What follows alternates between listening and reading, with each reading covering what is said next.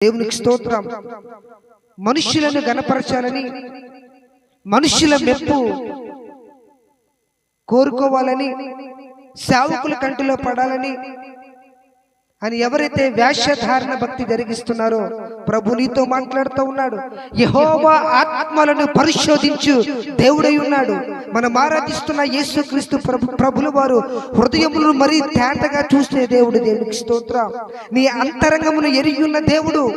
దేవునికి స్తోత్రం. నీ నడక నీ పడక సమస్తమును గ్రహించుతున్న దేవుడు. దేవునికి స్తోత్రం.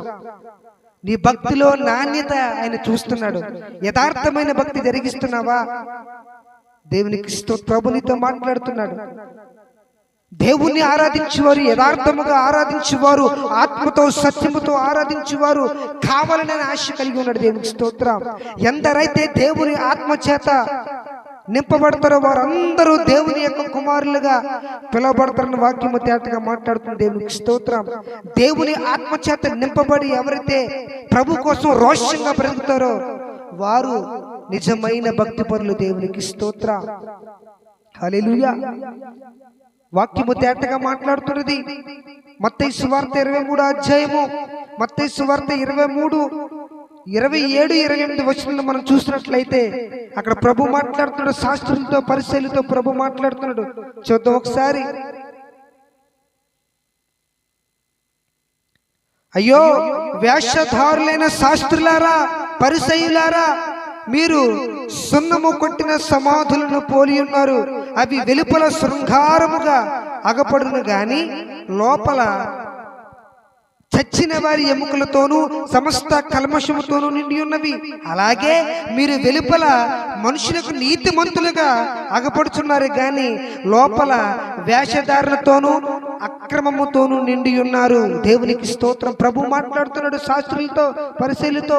మీరు సున్నము కొట్టిన సమాధులు అయ్యో అయ్యో అని ప్రభు సంబోధిస్తున్నాడు. దేవునికి స్తోత్రం. ఈ వేషధారణ భక్తిని జరిగించేవారు నిత్య నాశనానికి వెళ్తారని ప్రభు మాట్లాడుతున్నాడు. దేవునికి స్తోత్రం. మీరు సున్నం కొట్టిన సమాధులు పోలి ఉన్నారు. సమాధులు చూడడానికి చాలా అందంగా కనబడతాయి, కానీ అందులో కుళ్ళిన ఎముకలు, కల్మషం తప్ప ఇంకేముండదు. మీ యొక్క హృదయములు అలాగ ఉన్నవి అని శాస్త్రులతో పరిశీలతో ప్రభు మాట్లాడుతున్నాడు.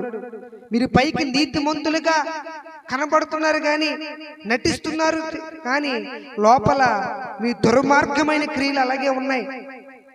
దేవునికి స్తోత్రం. మీరు అక్రమముతో కూడిన కార్యాలు జరిగిస్తున్నారు. కుళ్ళు కుతంత్రములు పెట్టుకుని పైకి నీతిమంతులుగా కనబడుతున్నారు. దేవునికి స్తోత్రం.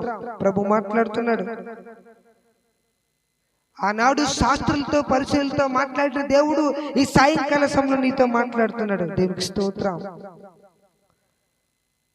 మన భక్తి ప్రభువుని మెప్పించే భక్తి మనం చేయాలి. దేవునికి స్తోత్రం.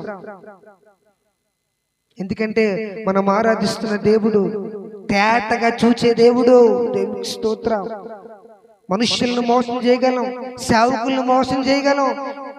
దేవుడు వెక్కిరింపబడడు, జాగ్రత్త అని ప్రభు నీతో మాట్లాడుతున్నాడు. దేవునికి స్తోత్రం. మత్తయి సువార్త 6వ అధ్యాయం 5వ వచనము. మత్తయి సువార్త 6వ అధ్యాయము 5వ వచనం. మరియు మీరు ప్రార్థన చేయనప్పుడు వేషధారుల వలె ఉండొద్దు, మనుష్యులకు కనబడవల్లని సమాజ మందిరంలోను వీధుల మూలలోను నిలిచి ప్రార్థన చేయటం వారికి ఇష్టము. నేటి సంఘాల్లో చాలా మందిని మనం చూసినట్లయితే ప్రార్థించమని సేవకులు అడిగినప్పుడు, అయ్యగారు ఇంకా జనాలు ఇంకా ఎవరు రాలేదు కదండి, 2-3 వచ్చారు కదండి, అందరూ వచ్చిన తర్వాత ప్రార్థన చేద్దామండి అని అనేవాళ్ళు చాలా మంది ఉన్నారు. అమ్మ పాట పాడండి, బాబు పాట పాడండి అని ఎవరన్నా సేవకులు చెప్తున్నప్పుడు, అయ్యగారు ఇంకా ఎవరు రాలేదు కదండి, అందరూ వచ్చిన తర్వాత పాడతానండి ఈ పాట అని అనే విశ్వాసులు చాలా మంది ఉన్నారు. ప్రభు నీతో మాట్లాడుతున్నాడు. నీ పాట ఎవరి కోసం పాడుతున్నావు? నీ పాట ప్రభు వినాలి, నీ ప్రార్థన ప్రభు వినాలి. దేవునికి స్తోత్రం. రిహేమా షేక్ ఇబ్రాహాస్తాలియాల రిమా షఖమా రాఖబా రబౌతియాల. నీకు స్తోత్రం. నీ ప్రార్థన, నీ పాట ప్రభు మెచ్చాలి. దేవునికి స్తోత్రం. మనుషుల ఘనతను కోరుకుంటే దేవుడు ఇచ్చే ఘనతను పోగొట్టుకుంటావు. దేవునికి స్తోత్రం. వాళ్ళందరూ వచ్చి నువ్వు పాట పాడితే నువ్వు ఎవరి కోసం పాడుతున్నావు? దేవునికి స్తోత్రం. నువ్వు వేసే కోసం పాడతలేదు పాటలు. అంటే నీ యొక్క పాట వాళ్ళు చూడాలి, ప్రజలు చూడాలి, వారు నిన్ను పొగడాలి. ఇటువంటి వేషధారణ జీవితాన్ని జీవించేవారు ఎవరైనా సరే ప్రభు మాట్లాడుతున్నారు. దేవునికి స్తోత్రం. అటువంటి వారు ఆయనకు అసహ్యులు. దేవునికి స్తోత్రం. వాక్యము తేటగా మాట్లాడుతున్నది కదా. మత్తయి సువార్త 18వ అధ్యాయము, మత్తయి సువార్త 18వ అధ్యాయము 20వ వచనం ప్రభు ఎంత తేటగా మాట్లాడుతున్నా చూద్దాం ఒకసారి. ఏలయనగా 2 3 నా నామమున ఎక్కడ కూడి ఉందురో అక్కడ నేను వారి మధ్యన ఉందునని చెప్పను. దేవునికి స్తోత్రం. ఎంత మంచి దేవుడండి, ఎంత నమ్మదగిన దేవుడండి. 2 3 కూడుకుని ఆయన నామంలో ప్రార్థిస్తే వచ్చేస్తాడంట.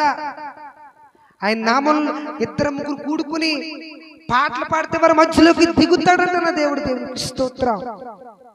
2 3 కూడుకుని వాక్యాన్ని బోధించుకుంటే వారి మధ్యలో దేవుడు దిగి వస్తాడంట. దేవునికి స్తోత్రం. 2 3 కూడుకుంటేనే దేవుడు ఆయనే వచ్చేస్తున్నాడు. 2 3 ఉంటే గాని 2 3 ఉంటే నువ్వు పాట పాడనంటున్నావు. 2 3 ఉంటే ప్రార్థన చేయనంటున్నావు. 50 మంది రావాలండి, ఇంకా ఎక్కువ మంది రావాలి కదండి, అందరూ వచ్చిన ప్రార్థన చేద్దాం, అందరూ వచ్చిన పాటలు పాడదాం అనే యొక్క మెంటాలిటీ, మైండ్ సెట్ నీకు ఉంటే ప్రభు నీతో మాట్లాడుతున్నాడు. మార్చుకో. దేవునికి స్తోత్రం. నీ యొక్క పాట, నీ యొక్క ప్రార్థన నా దేవునికి వినసంపుగా ఉండాలి. దేవునికి స్తోత్రం. ముందర ఆయనకి నచ్చాలి. రహమా షఖమా రిబా రబా తియాల తుమే రహకబో షఫరబో తియాల. కాబట్టి వేషధారణ భక్తి జరిగించి వారు ఎవరైనా సరే దేవుడు అసహించుకుంటాడు. దేవునికి స్తోత్రం. కాబట్టి ప్రభు నీతో మాట్లాడుతున్నాడు. నాణ్యమైన భక్తితో మనం ముందుకెళ్దాం.